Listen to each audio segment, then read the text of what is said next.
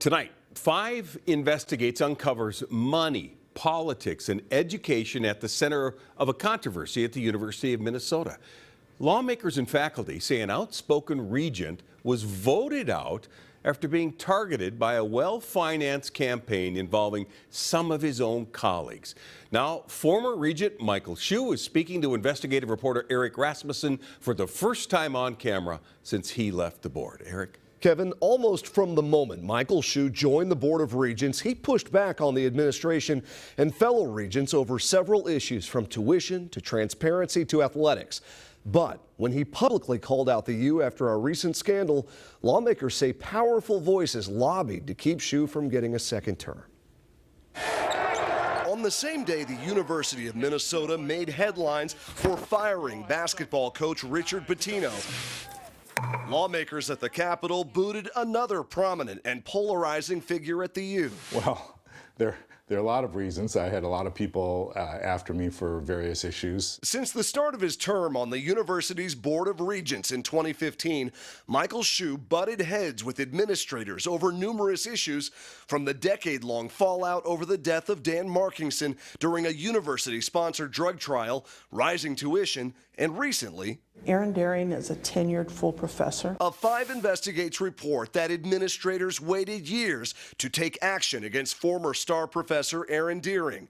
The professor resigned after we found he charged tens of thousands of dollars in personal expenses to the U of M.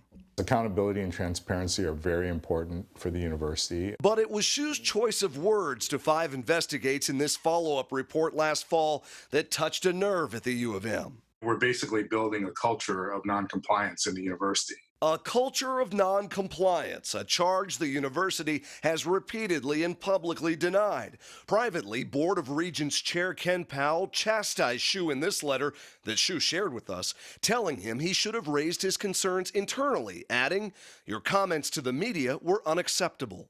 He said you displayed a reckless disregard for your obligations as a regent and damaged the U's reputation. How did you feel? How did you respond to that? Well, I wrote a letter back. I told him that I thought I had fulfilled my fiduciary responsibilities to the university by asking these questions. And the fact that nothing was done, that's not my fault. Hsu made no apologies then or now. One of the reasons I tried to run for re-election was because I felt that the culture of noncompliance is something that needs to be dealt with at the university. You don't regret that statement you made? I don't regret that statement. But it may have cost him. Robbins, Hsu, Sandell. Sandell, Verhalen.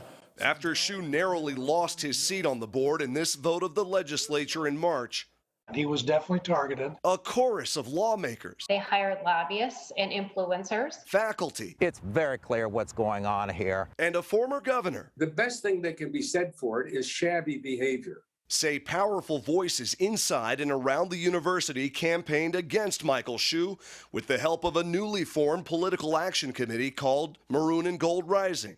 State campaign finance records show that PAC received a combined total of $8,500 in donations from 5 Eyewitness News first reported concerns in January that 4 members of the Board of Regents, including Chairman Powell and 2 former presidents of the university, financially or publicly supported the PAC, and that a board member of Maroon and Gold's nonprofit arm also sits on the Regent Candidate Advisory Council, which recommends candidates to the legislature. That's not acceptable for a public university. We expect the highest standards of ethics and honesty and transparency. Former Minnesota Governor Arne Carlson and U of M law professor Richard Painter wrote this letter asking legislative auditor James Nobles to investigate the flow of money and support from leaders at the university to Maroon and Gold Rising. Who they were raising money from, how they were raising money, which legislators they contacted, and tried to influence. No regent we contacted would speak to us on camera, but in phone calls and emails, they defended their contributions to Maroon and Gold Rising. Board Chair Powell wrote, "We respect the First Amendment rights of regents to speak publicly about university matters and make political contributions." In a phone call, Regent David McMillan told us his contributions were to influence bonding and budget outcomes for the U. He said, "I didn't call them up and say, can you guys affect Regent elections? That's not where my money was going." Regent Janie Mayeron also defended her decision to donate to the PAC.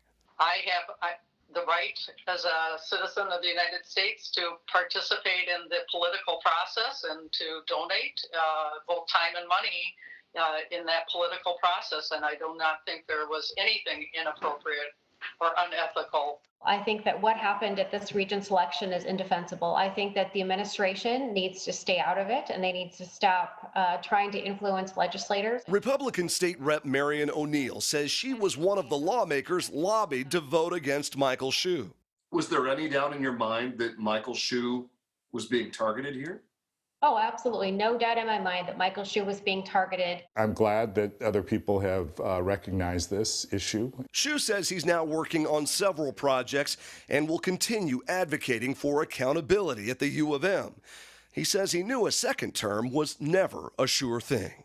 I've taken the minority views on a lot of these topics, and there's no question that when you do that, the organization is going to try and take the easy way, which is to get rid of you if they can. Looking back, do you wish you had sat on the sidelines for any of these fights, these battles? No, in fact, there are battles that I didn't fight that I probably should have fought, and I wish I would have. But, you know, every battle takes time. Legislative Auditor James Nobles tells me the request to investigate the role of money and influence in that latest region election will be considered in a review of several other requests going on this month. We did not get a response from Maroon and Gold Rising, but earlier this year, that group told us its, quote, sole mission is to independently advocate for the university's requests of the Minnesota legislature. Kevin? So Hsu's gone, but is this fight, internal fight at the university over? Well, we'll have to see what the legislative auditor decides to look at, but it's still a topic I can tell you a lot of lawmakers want to have discussed. Okay, really interesting, Eric. Thank you so much.